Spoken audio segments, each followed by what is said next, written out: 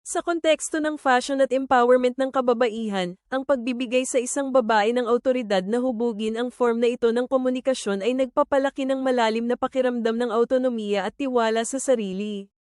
Ang kapangyarihang pumili ng kanyang kasuotan, matukoy kung paano niya ipapakita ang kanyang sarili, at magpasya kung kailan gagawin ang kanyang mga sartorial statement ay nagbibigay sa kanya ng walang kapantay na plataporma para sa pagpapahayag ng sarili at kumpletong kontrol sa kanyang sariling imahe.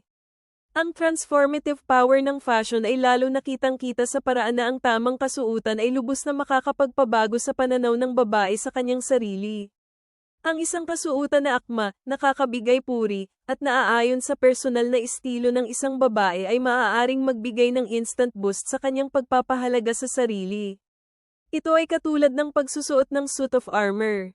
Ang tamang grupo ay hindi lamang nagbabago kung paano siya nakikita ng iba, ngunit hinuhubog din niya ang kanyang sariling pananaw. Kadalasang ginagawa siyang mas kumpiyansa at handa na harapin ang anumang maaaring idulot ng araw.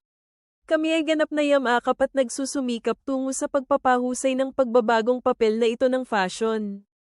Ang aming layunin ay bigyang kapangyarihan ang mga kababaihan na maging malakas, kumpiyansa, at walang patawad sa kanilang sarili sa pamamagitan ng aming mga disenyo, kabilang ang mga pakyawan na two-piece na outfit at casual na damit.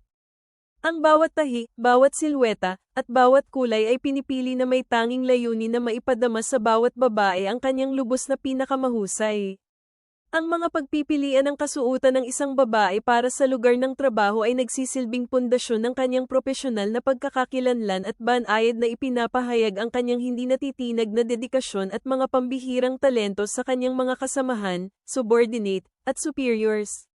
Ang intersection na ito ng fashion at women's empowerment ay nagbibigay ng kapangyarihan sa kababaihan na mag-navigate sa propesyonal na kapaligiran ng may kumpiyansa, na nag-iiwan ng hindi matanggal na marka na humahamon sa mga stereotype at nagtataguyod ng kultura ng pagkakapantay-pantay ng kasarian at tagumpay.